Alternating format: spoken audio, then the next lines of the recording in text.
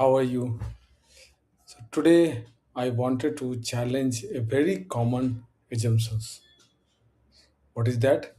Most organizations implement virtual desktop as an IT upgrade, right? A remote access solution or a cost optimization exercise or response to hybrid work or work from home kind of scenario. But I wanted to explore a different farming. Virtual desktop is not an IT project. It's a business control strategy. And when leadership understand this shift, the entire conversation changes. So let me start a simple question. Why do companies implement virtual desktop? Usually the answer sounds like we need remote access, we want work from home thing, we want centralized management, we need better security. All are valid, definitely. These are the use case of virtual desktop. But these are surface region. The deeper region is control. Control over data, control over access, control over compliances, control over intellectual property, and control over operational continuity. And control is not an IT objective, it's board level objective. So let me give you a simple example.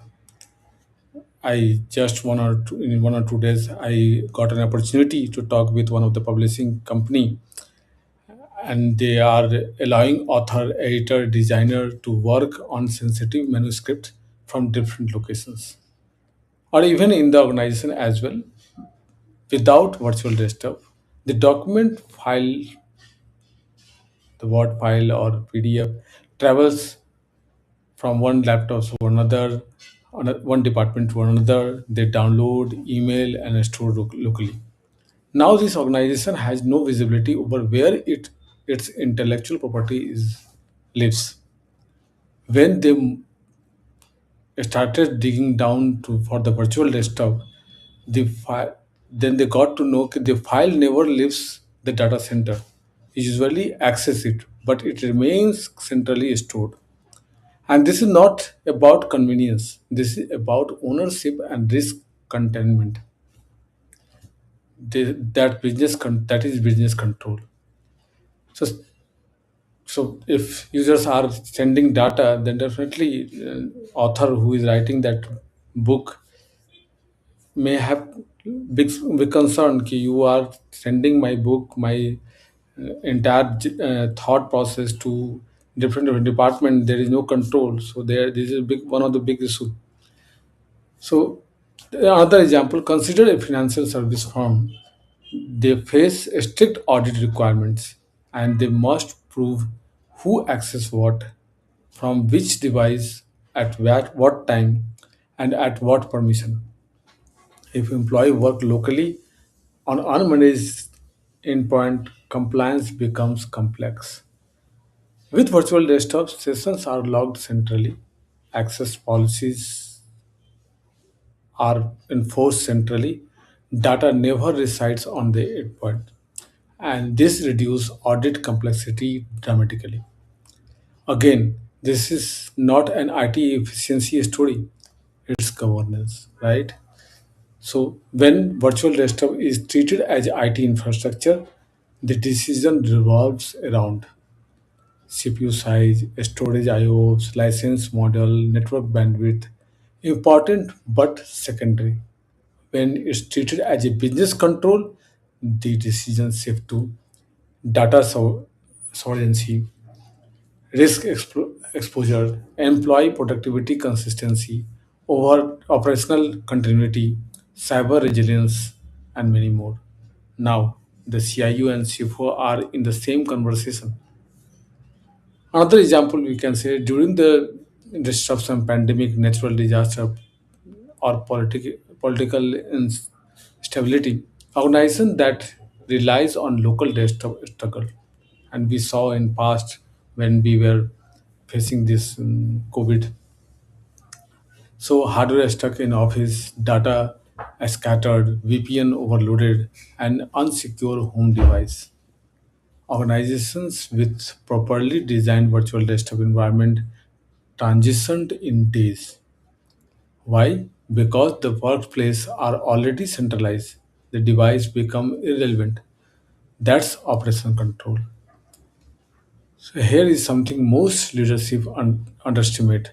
Ransomware does not care about your office location. If your endpoints are weak, your network is exposed, so anything will happen. With virtual desktop, you reduce the attack surface. Endpoint becomes access device, not data storage unit.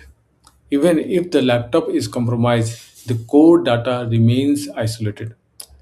Security becomes layered, structured, and intentional.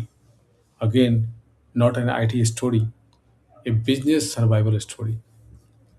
So some companies implement VDI purely for cost optimization. They focus on reducing hardware refresh cycle, extend this device lifespan, lowering management overhead. But the real value is risk comparison.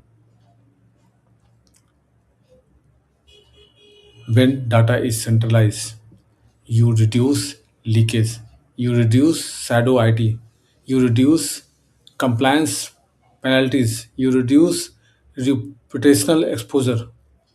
And this reduces reduction is visible until something goes wrong. Then it becomes priceless. So the real question any CIO, any IT manager, or any leadership should ask is not can we implement virtual desktop? Rather, it's what level of control do we want over our digital operations? If your answer is high, then virtual desktop becomes strategic. If your answer is casual, it remains a technical project. So many virtual desktop projects fail because they are implemented by IT alone. No business alignment, no user experience focus, no governance clarity. And when users complain about performance, leadership call it an IT failure. But often it's a strategic failure. Virtual desktop must balance control, performance, user experience, security, and when designed correctly, it strengthens all four. So let me now raise a few questions that usually come up when we position virtual desktop this way. So question, is it virtual desktop expensive? It can be if evaluated only on infrastructure cost. But when you evaluate against breach risk, compliance penalties, and business downtime, the equation definitely change. Other question which I generally got, does it reduce productivity? Only if you're poorly designed. When optimized correctly, user experience consistent performance across device and location. And on top of that, the flexibility to work from anywhere and with secure data container, right? Is VPN enough? VPN extends the network. Virtual desktop centralize the workspace. They solve different problems. So we can't compare this with a VPN, right? VPN is just extended LAN kind of environment, but in virtual desktop you centralize your entire data, workspace, application. So nothing is traveling over the internet, only keystrokes or screen changes. Another question, is this only for large enterprise? No, definitely not. Even mid-size organization or a small size handling sensitive data benefits from centralized control. So let's assume you are a architect and you are designing or your team is sitting on different location and they are designing the architecture of any project. So you want those effort should be containerized, right? So it should not be transferred to your competition. So it totally depends how you are treating business virtual desktop as a IT expense or a business strategic requirement. Another question: what is the biggest mistake companies make? Treating it is a remote access solution instead of a control architecture. If you are treating it as a remote work from home type of solution or something that is just helping your user to access the system, then it will be definitely a big mistake because this is beyond that. So let me close this with this thought.